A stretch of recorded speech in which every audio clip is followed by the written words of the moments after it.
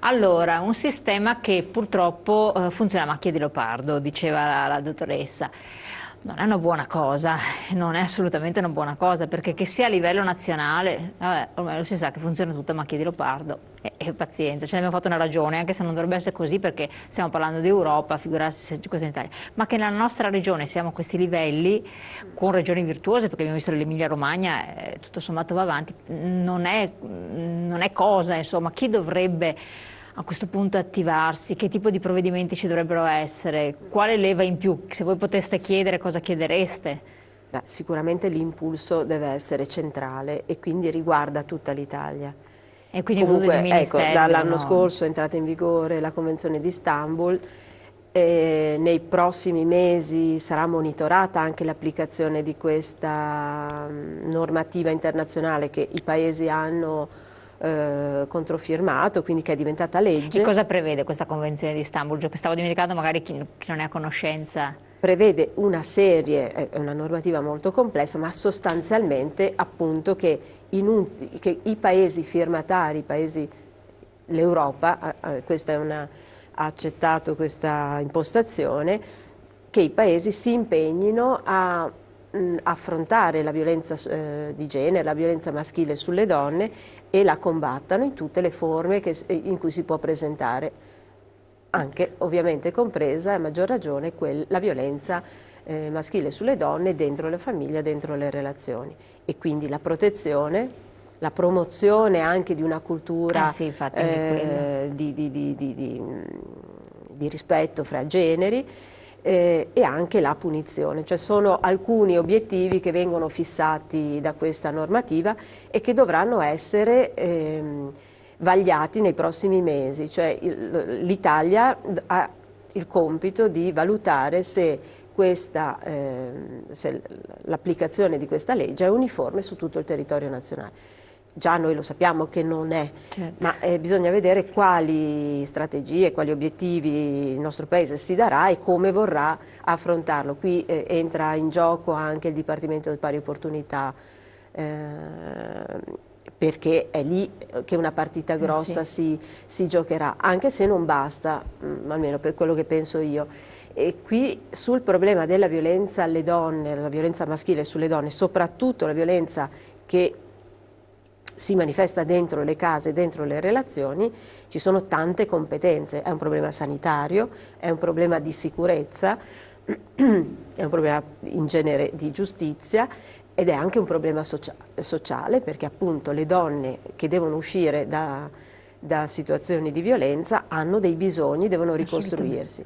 Poi sappiamo che le donne nel mondo, ma anche nel nostro paese, sono i soggetti più deboli dal punto di vista economico, c'è un grossissimo Questa è problema, un'altra questione. ecco, che riguarda la povertà delle donne. Sono tutti problemi che concorrono a darci una visione della situazione che è molto complessa. Non è che possiamo fare una cosa, va bene la polizia, va bene il pronto Però bisogna soccorso. fare tutta una serie di attività. Esatto. Sulla questione di questa situazione a macchia di leopardo bisogna che ci siano delle indicazioni a livello centrale e poi l'applicazione a livello territoriale.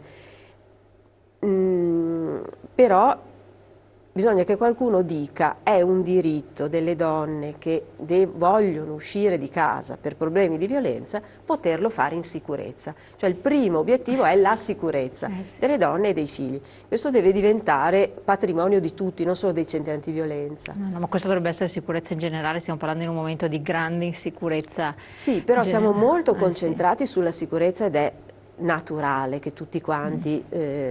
Cioè, noi abbiamo una collaborazione con un vittimologo, che è il professor Monzani, che ci ha insegnato questa cosa, che per le donne il luogo più sicuro è il parco di notte, perché statisticamente lì non succede niente alle donne, quello che gli succede di brutto gli succede dentro casa, ma questo noi non lo possiamo, non lo percepiamo. È la casa il luogo più insicuro per le donne, ma da sempre questo. Allora la riflessione deve partire da lì. Se parliamo di sicurezza delle persone, in questo caso delle donne, dobbiamo guardare quello che succede nelle case. Ecco, lei ha toccato una cosa, un aspetto molto importante, parlando del vittimologo, no? La psicologia della vittima e la psicologia del carnefice, anche un'educazione, qui un po' la domanda la rivolgo ad entrambe, non so chi di voi mi può rispondere, un'educazione che nasce dalla tenera età, dalle scuole, dalla famiglia, però dove non c'è questo input, perché se un bambino vede un certo tipo di atteggiamento poi magari tenderà a mutuarlo o a fare il contrario addirittura.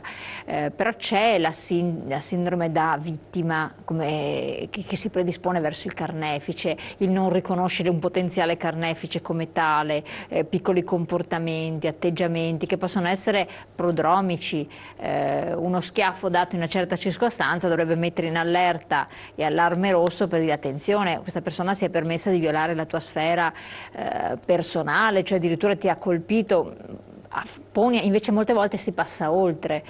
C'è anche ci sono degli insegnamenti, dei corsi che voi fate per insegnare alle persone ad allertarsi in questi casi?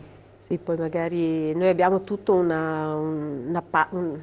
importante settore della nostra attività che riguarda l'informazione. Che sarebbe la prevenzione. E la poi, prevenzione e il lavoro nelle scuole. Le mie colleghe hanno una grossa esperienza ormai in questo ambito. La legge, per esempio, la legge sul femminicidio prevede una parte importante. Il problema è poi finanziarli questi programmi, perché andare in tutte le scuole e i ragazzi sì, ce lo chiedono, non solo le insegnanti. Sono interessati, insomma. Noi abbiamo ogni anno la richiesta di molte scuole, ma che parte direttamente dai ragazzi, la richiesta di parlare di questo, perché quella cosa che dicevi delle relazioni, di come a volte le donne non riescono a sottrarsi a relazioni potenzialmente violente, parte subito con le prime storie sentimentali. I ragazzi questo lo sentono moltissimo, per esempio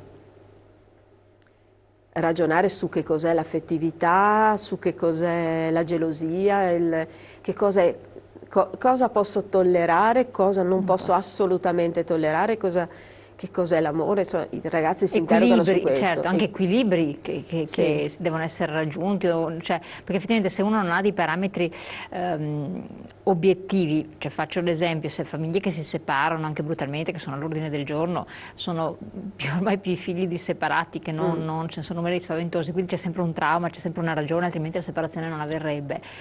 Forse non hanno anche dei parametri davanti di un certo tipo di stabilità affettiva, per cui anche far capire loro quali possono essere questi equilibri da raggiungere poi qualora creassero una famiglia loro, una coppia, no? Sì, ma già nelle loro relazioni esatto, questi infatti. problemi, non so, adesso i social network aiutano in questo senso a mettersi ancora di più in situazioni difficili, ecco, quindi queste cose, la scuola se le trova davanti tutti i giorni e i ragazzi devono imparare speriamo che lo imparino meglio di quanto non abbia fatto le nostre generazioni.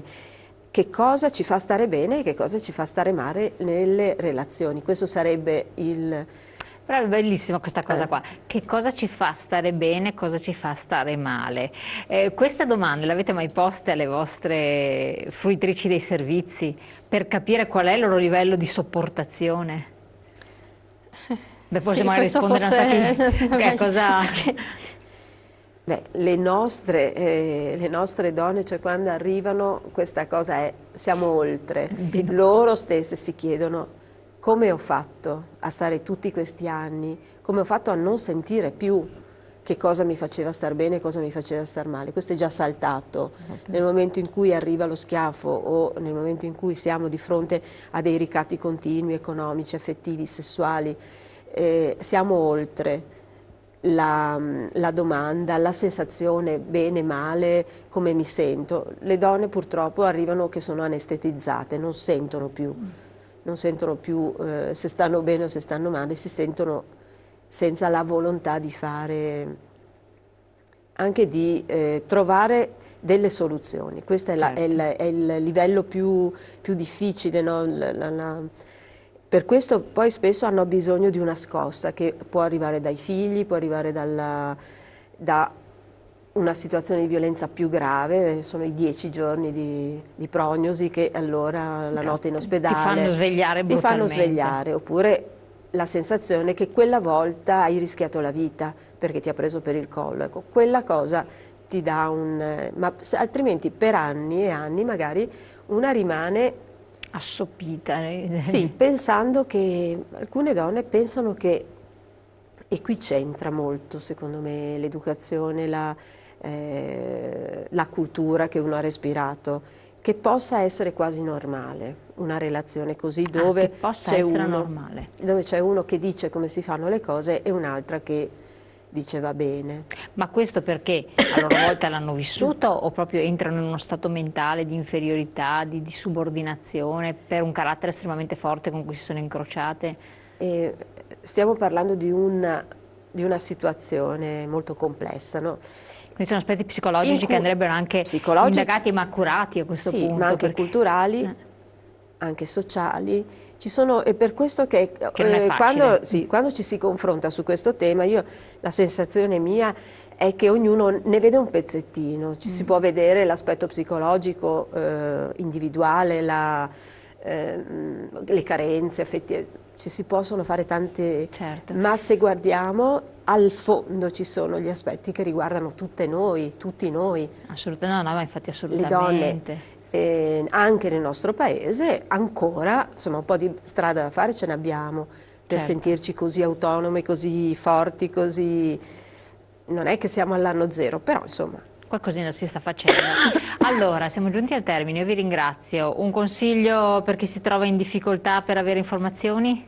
Chiamate il nostro numero verde 881 46 81. 800? 81 46 81. Perfetto, comunque si trova anche sul web, su internet, sulle pagine gialle, bianche, Sì, abbiamo un dappertutto. sito bellissimo. Avete anche un sito che è?